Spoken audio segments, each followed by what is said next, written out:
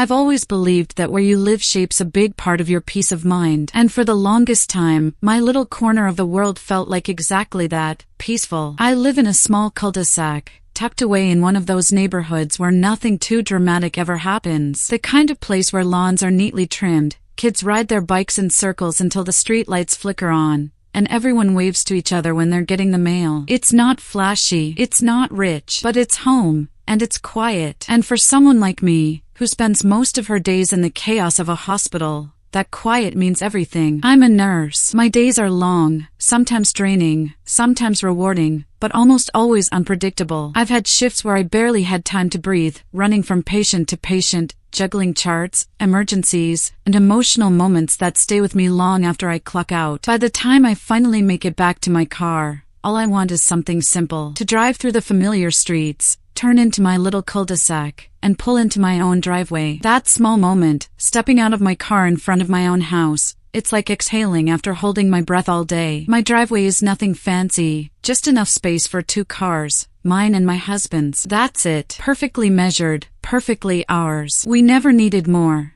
and we never asked for less. To me, it symbolized comfort. My car had a place to rest, which meant I finally did too. And honestly, I didn't think twice about it. I figured everyone respected that same unspoken rule of suburban life. You don't mess with another person's driveway. It's private. It's sacred. Most of the neighbors around here seem to understand that. We're not best friends by any means, but there's this mutual courtesy. We nod when we see each other, we keep our music down at night, and we don't cross lines. That's the beauty of this little cul-de-sac. Everyone minds their own business. Or, at least, almost everyone. Then there's Jack. Jack lives a few houses down, close enough to bump into often but not close enough to be someone you'd naturally become friends with. The first time I met him, he struck me as one of those guys who's a little too casual, maybe a little too familiar right out of the gate. You know the type, the half smile, the small jokes that sound more like excuses. The kind of person who acts like everything's no big deal. At first, I brushed it off. Every neighborhood has its characters, right? And besides, he didn't seem outright rude, just a little careless. But even in those first interactions, something about him felt slightly off. He had this way of shrugging through conversations,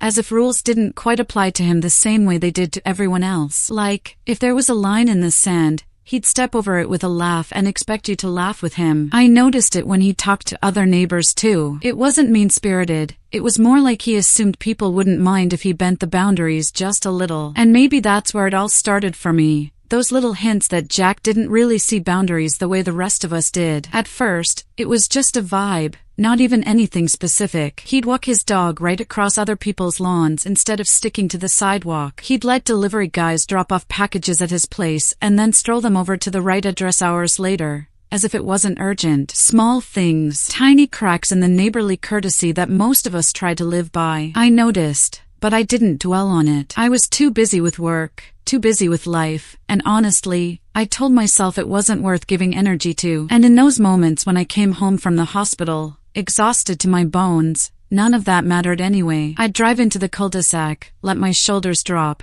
and think about the little joys, warming up leftovers, slipping into sweatpants, or sitting on the couch with my husband while we watched something mindless on TV. Those were the nights that refueled me. I wasn't looking for trouble. I wasn't looking for drama. I was just looking for peace. But looking back now, I realized that peace was already on borrowed time, because while I saw my driveway as a symbol of comfort, Jack seemed to see it as something else entirely. Maybe he saw it as extra space, or maybe he thought of it as some kind of shared resource for the neighborhood. I don't know. What I do know is this: there are people who treat boundaries like walls, solid and clear. And then there are people who treat boundaries like suggestions. Jack was the latter, and it was only a matter of time before his idea of not a big deal collided with mine. In those early days, though, I had no idea. If you had asked me then, I would have said the worst thing about Jack was that he seemed a little too comfortable in other people's space. Nothing more. Nothing worth fighting about. But sometimes that's how it starts, isn't it? The tiniest signs that something isn't quite right. The small cracks in the glass before it shatters. So there I was, living in my quiet cul-de-sac,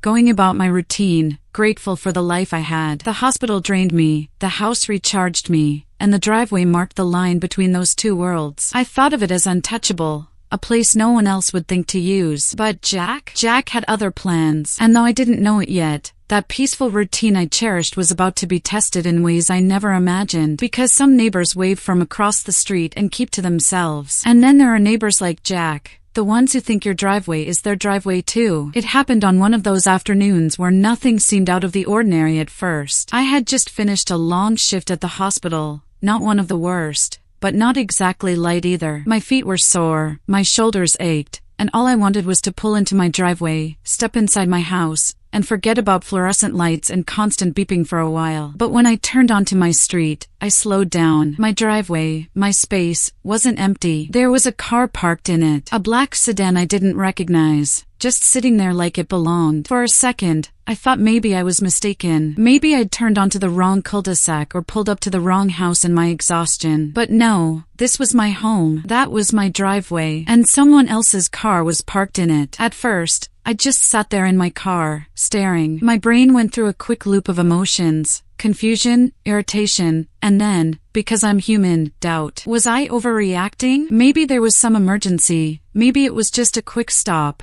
Maybe this wasn't worth getting worked up about. I mean, who does that though? Who just pulls into someone else's driveway like it's public property? I parked on the street for the moment, got out, and looked around. A few seconds later, I noticed Jack standing outside his house, chatting with someone near his porch. The dots connected in my head. The car had to belong to whoever was visiting him. So, I walked over and asked, as politely as I could manage after a 12-hour shift, "Hey Jack, do you know whose car that is in my driveway?" He barely glanced over, like it wasn't even worth his full attention. "Oh, yeah, that's my brother's," he said casually, waving his hand like it explained everything. "He'll just be a sec. Just be a sec." Those words, he said them so easily, like it wasn't an inconvenience at all. Like it was something I shouldn't even think twice about. Meanwhile, I was standing there with my work bag weighing down my shoulder, my feet throbbing, already mentally calculating how far I'd have to carry groceries if this became a habit. But here's the thing, I don't like conflict. At least, not right out of the gate, especially with neighbors. The last thing I wanted was to turn this peaceful cul-de-sac into a battleground over something that might truly be a one-time slip. So, I forced a tight smile and said, "Okay, just making sure." Then I walked back to my car, parked awkwardly on the street, and tried to brush it off. Inside, though, I felt a little sting. It wasn't just that my driveway was blocked, it was the way Jack dismissed it. Like I was the one being uptight for even asking. Maybe that's why it bothered me more than I admitted at the time. It wasn't an apology. It wasn't respect. It was a shrug and a half smile. When his brother finally came out and pulled the car away, there was no wave, no acknowledgement, no "sorry about that." Just the sound of tires rolling off my driveway like it had been theirs all along. And I told myself, fine, maybe it was an honest mistake. Maybe Jack really thought it wasn't worth making a big deal out of. I convinced myself not to stew over it. But later that night, as I sat on the couch replaying the day in my head,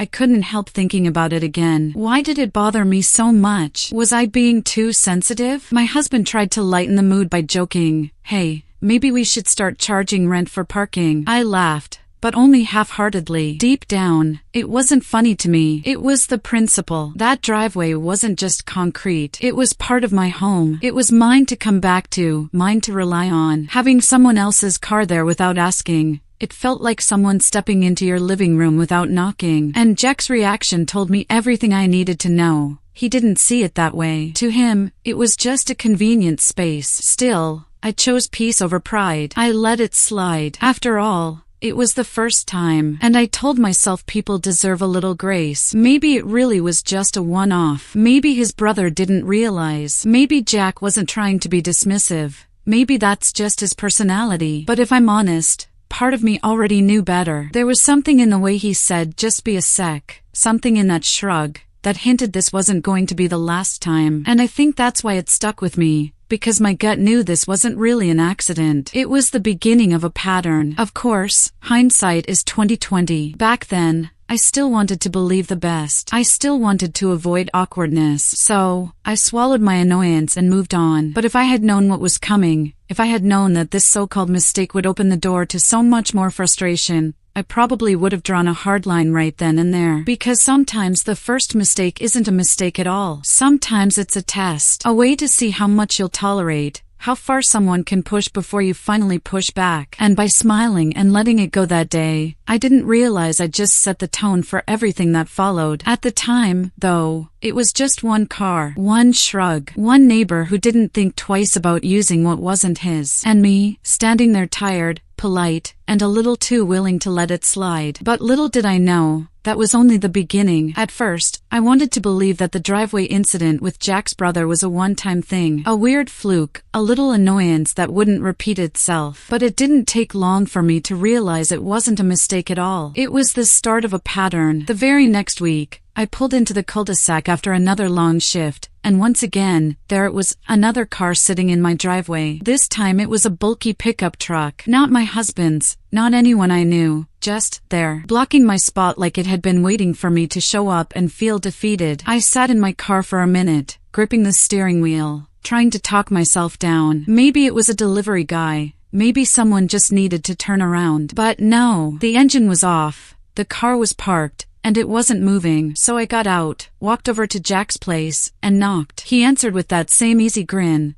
like we were about to share a joke I didn't know about. "Hey, yeah," he said before I could even finish my sentence. "That's my buddy's truck. He's dropping something off real quick. Just a sec." There it was again. Just a sec. Like those words were some kind of universal free pass. Never mind that a sec had already turned into 15 minutes. Never mind that I was standing there, tired and irritated, with nowhere to put my own car. I didn't argue. I didn't raise my voice. I just said, "Okay," and went back to park on the street. But inside, something started to shift, because it wasn't just the inconvenience, it was the disrespect. Every time, it felt like my needs, my space, didn't matter. And every time Jack smiled that half smile, shrugged, and brushed it off, it was like he was telling me I was the one making a big deal out of nothing. And the thing is, it didn't stop there. A few days later, it was a different car. Some little silver hatchback I'd never seen before. I came home with 5 heavy bags of groceries, all stuffed into my arms because I'd promised myself only one trip from the car. And there it was again, my driveway, occupied by someone else's car. I could feel the heat rising in my chest. My arms were burning from the weight of the bags, one strap digging into my skin. I had to park halfway down the street, shuffle all the way to my front door, and by the time I finally made it inside, half the ice cream in one bag had started to melt. I remember setting the groceries down on the counter, taking a deep breath, and just standing there, staring at the mess of dripping ice cream and crushed bread. And for the first time, I thought, this isn't just annoying anymore. This is stealing my peace. I went over to Jack's house later to say something, and, of course, he had an excuse ready. "Oh yeah, that's a friend of mine. He'll be out soon. Didn't think you'd be home yet. Didn't think I'd be home yet." As if that made it okay. As if my driveway only belonged to me when I happened to be physically in it. That was the moment I realized Jack didn't see this as a mistake. He saw it as an option. A convenient extra parking spot that was his to use whenever it suited him. And every time he said those words, "Just a sec, he'll be out soon,"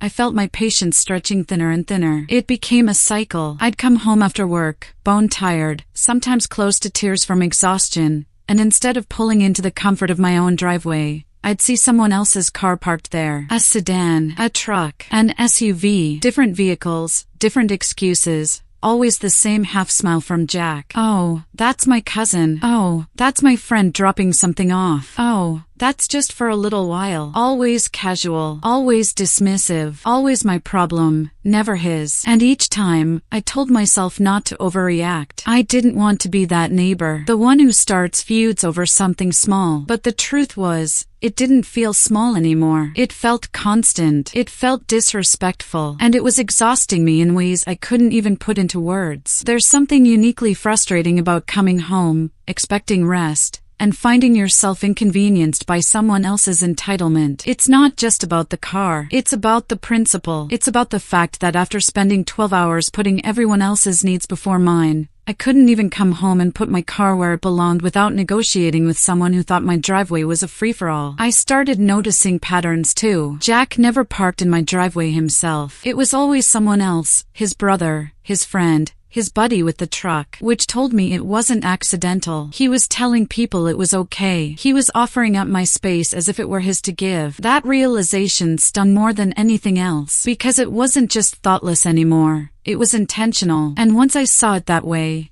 Every new incident felt like a direct slap in the face. One evening, after another long shift, I sat in my car on the street, looking at yet another unfamiliar vehicle sitting in my driveway, and I just deflated. I didn't have the energy to knock on Jack's door. I didn't have the words to fight about it again. I sat there, hands gripping the steering wheel, and thought, why is it always me who has to compromise? Why is it always my peace that gets disrupted? That night, I lay in bed replaying it all, and I realized something. This wasn't about avoiding awkwardness anymore. This was about boundaries. And the more I let it slide, the more Jack would think it was acceptable. Patience, I reminded myself. Patience. But deep down, I knew patience has limits. And Jack was pushing me closer and closer to mine with every just a sec and every half smile. I didn't know when the breaking point would come, but I knew it was coming because my driveway wasn't his driveway. And sooner or later, he was going to learn that lesson the hard way. Some days at the hospital feel endless. You know the kind, when the clock seems stuck,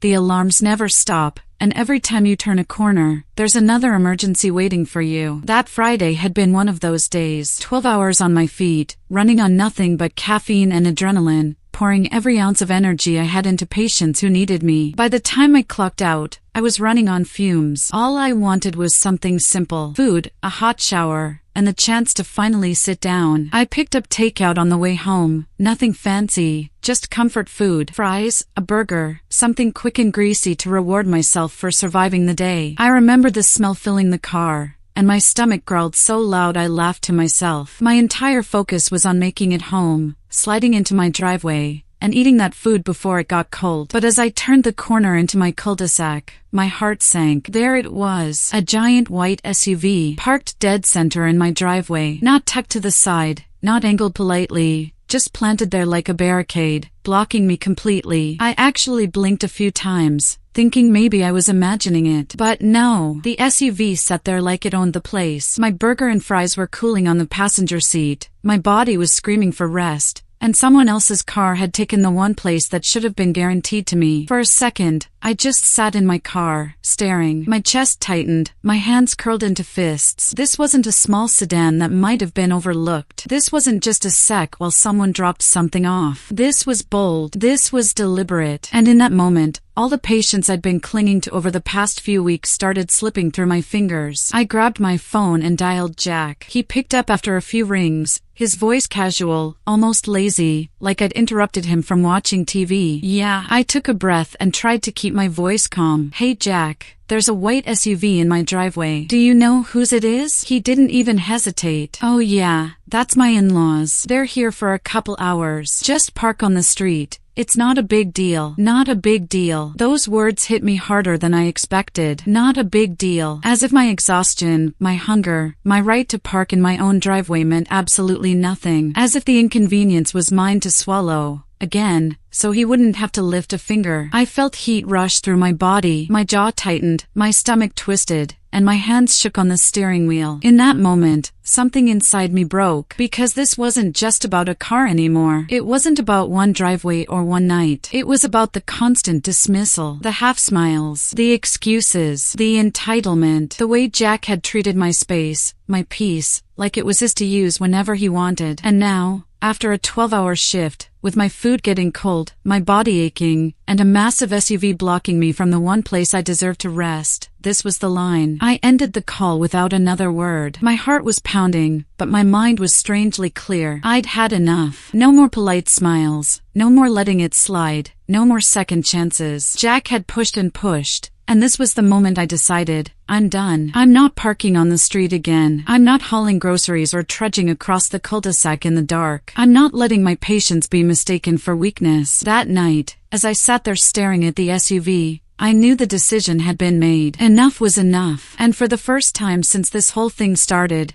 I wasn't just irritated. I was ready to do something about it. Because this wasn't just a driveway. This was a boundary. And if Jack wasn't going to respect it willingly, then I was going to make sure he had no choice. I turned off my car, grabbed my takeout, and walked into my house with a new determination settling in my chest. The SUV was still sitting there, bold as ever, but my frustration had hardened into resolve. Jack thought this wasn't a big deal. He was about to find out just how wrong he was. The SUV sat in my driveway like a wall, big and unmovable, daring me to accept it one more time. But that night, something in me had shifted. I was tired, I was hungry, and I was done being dismissed. So instead of knocking on Jack's door, instead of waiting for just a sec to turn into half the night, I pulled out my phone and did something I should have done weeks earlier. I called a tow truck. Before dialing, I double-checked the rules, just to make sure. In my city, if someone is blocking your private driveway without permission, you don't need warnings,